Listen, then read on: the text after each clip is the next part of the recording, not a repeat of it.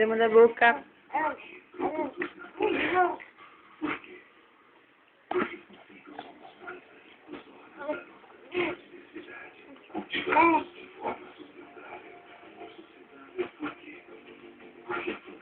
Pega o pé, pega o pé.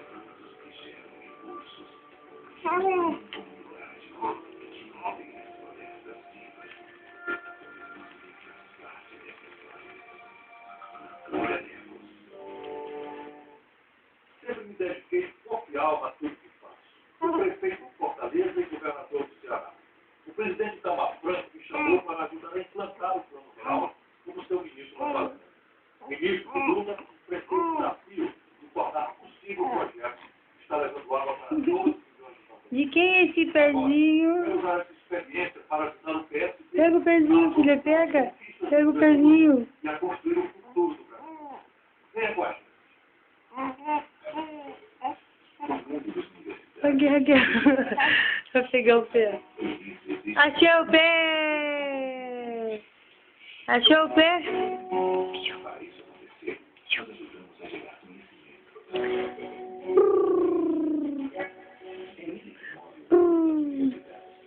Achou o pezinho?